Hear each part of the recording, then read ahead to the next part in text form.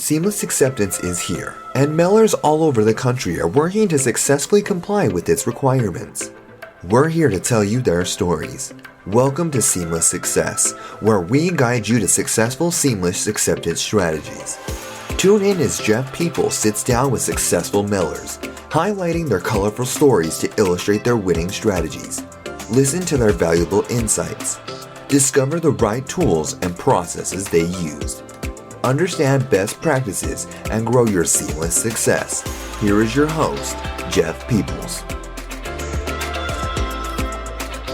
Hi, Bill Marsh. Good to see you. Good to have you back on the show.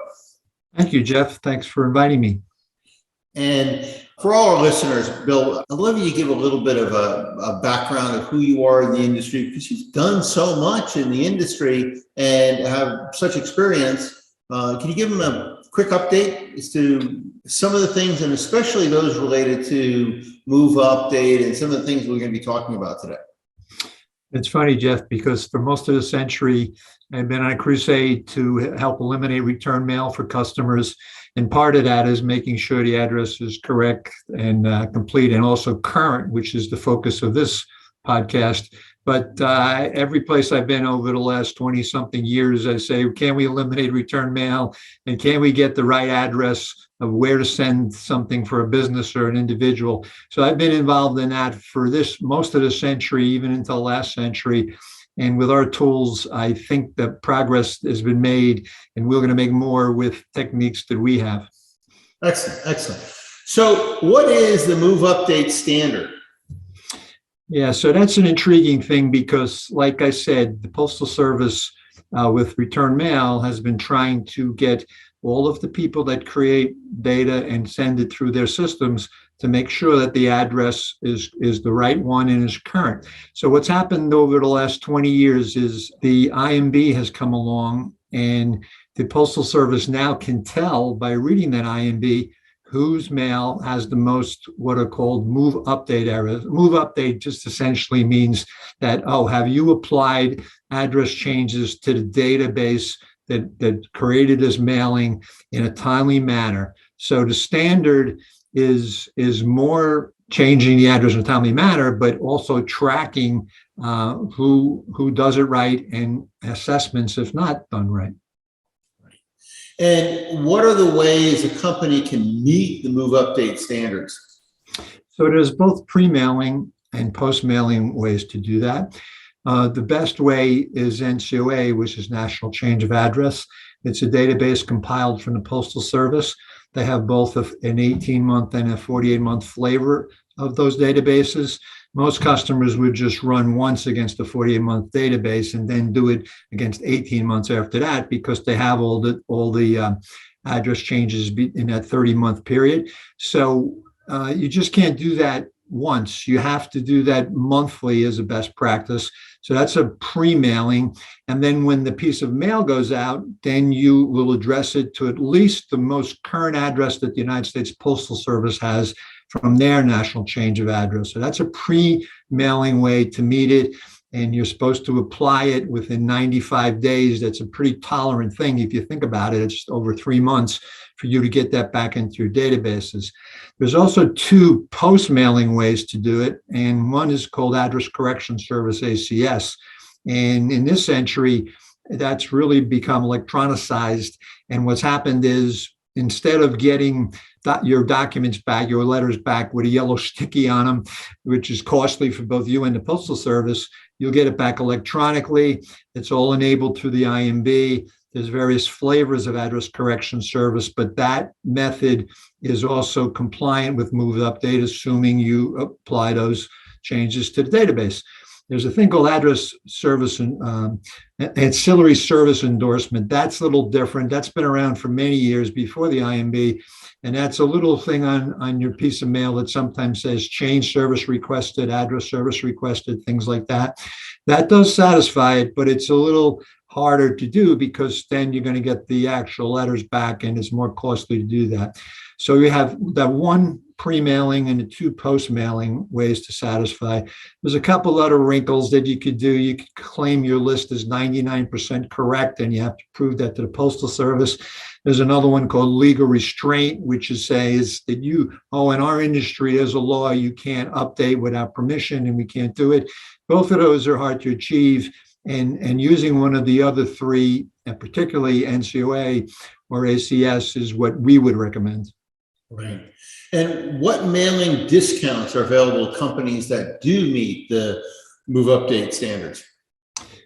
Yeah, so when the IMB came along and the Postal Service was pushing a thing called full service compliance, which has been around for over 10 years, they enticed companies to follow all of their rules for that.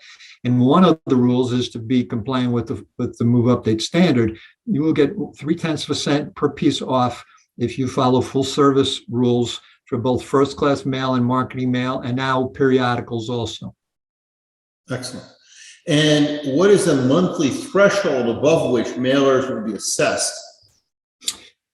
At present, it's a 0.5%. That's very low. It's 0.5%. So what that says is that in a month, you will be assessed for your full service mailings, and they will add up how many pieces you have. They will determine when those mail pieces go on their mail processing equipment, if you have used an address that is not current for over 95 days. And every single one that's above that 0.5 threshold will be assessed an 8-cent fee, which is pretty costly if you don't up your databases. Yeah. We know that there are ways of doing it. So, and how does our intelligent mail assessment platform work for monitoring move update compliance? Yeah, so this is an intriguing thing because there's a couple of factors when a mail service provider will do a mailing for either one mail owner or multiple mail owners. The hardest thing for mail service providers to track when they have multiple mail owners and clients is who's at fault and who gets that percentage over 0.5%. We have a new technique and a new process inside our intelligent mail assessment platform called Move Update Assessment part. It is phenomenal because what happens is for that month, whether you're over the 0.5 threshold or not, every single mail owner that you have mailed for in that month, you will be told how many pieces were not compliant with the move update standard. You can target your 5 biggest offenders, so to speak, and you could charge them back or come into a business agreement, or at least alert them that you are tarnishing our whole month for all of our customers because you're making us go above that 0.5 standard because of you. Yeah, that is tough when one customer basically gets everybody else so that they're getting assessments. And that's something that we can show a tool, and it makes it easy for people to understand where the problem is coming from. So sure, and on a commingled mailing, Jeff, that's really hard because you may have multiple mail owners being submitted under one eDoc submitter, and you could have 10 different companies' mail in there, and you have to do some kind of real meticulous tracking to keep track of that commingled mail owner job to know who's at fault for being over the threshold. Our tool, it all comes out. You get one nice little icon that says, oh, this particular mail owner, they're 0.6, they're 0.7, or here's the exact number. And even better, you can drill in and see the actual pieces and export them if you want them to give them back to the mail owner so they can try to fix them in their database. So that's really good.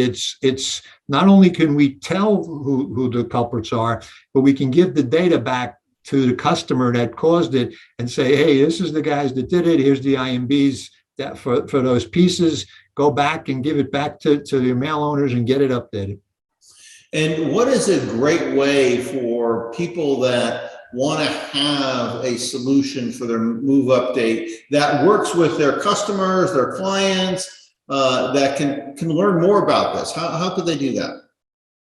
Well, obviously they can come to our website and we'll have information on our IMAP solution. But the Postal Service will also has some information about move update. But I would definitely encourage you to come and visit us and get us engaged. If you think you have a move update situation going on there, and you're way above that 0.5 threshold, you have to see our tool. You have to see what it can provide you. If you're only one mail owner, you do things for one company, that's a little different. But even then, the data is right at your fingertips, and it comes directly from the Postal Service, from the mailer scorecard. So anything that happened and it went into the postal electronic systems, the next day you're aware of it. So in the middle of a month, you could see that, oh my goodness, I am like 1.5% above the move update threshold, and you could take action and make sure that you get good quality address data for the rest of the month, or else someone is going to pay, whether it's you or you pass it on to your customers. Right. Yeah, good points. So, Bill, what are some of the big trends and challenges in the industry that this new technology is being addressed to help? Right. So one of the factors is that Seamless is here to stay. If you want to participate in any program that gets your customers better discounts, you better get on the Seamless track, because just like full service that happened years ago, it's the same thing. Everything that you do for your customers to make it better for them, to make it get the mail through faster and to get better discounts is going to come through Seamless. It's just the way it is. And to that end, it's very hard also, as a second trend, to have people that are knowledgeable not only about full service, the move update standard, all that entails, but all the rules of Seamless. It is extremely complicated because this is a multi-year effort by the Postal Service, taking over 10 years, more than that, and all of the rules that came along to get where they are. Almost everything in the Postal Service is electronic these days. And then you have to have good IT people that know that side. But then to have the combination of knowing IT and the postal side is a big challenge for most mail service providers and any customers, Jeff. Yeah. And if someone would like to learn more, is there a number they can call or a website they can go to?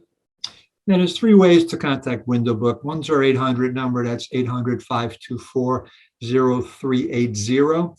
Now, for IMAP in particular, you also have a website just for that. That's Intelligent Mail Assessment Platform, and that's IMAP info, INFO, all one word, .windowbook.com. So there you'll get great information about that. And of course, the WindowBook site itself, www.windowbook.com, has information about all our great solutions. And if you want to email and if someone contact you, that's info@windowbook.com. So just info@windowbook.com. So 3 ways: phone, email, or just browsing at our website with those 2 wonderful resources, the IMAP page per se, and then windowbook.com, which has all the solutions that WindowBook offers there. Excellent. So thanks for taking your time, Bill, and look forward to helping some clients really solve some big issues with their move update and other seamless acceptance solutions. So absolutely, get the pieces delivered to the right place and reduce return mail. It helps us. It helps the Postal Service. It helps the customer. It helps everyone. Excellent. Take care, Jeff. All right. Thanks, Bill. Bye-bye. Thank you for listening to today's episode of Seamless Success. Start elevating your strategies as a mailer and make a big impact on this continuously evolving industry. Like what you just heard? Want to get more of it? Don't forget to subscribe to the show and leave a rating at podcast.windowbook.com. See you on the next episode.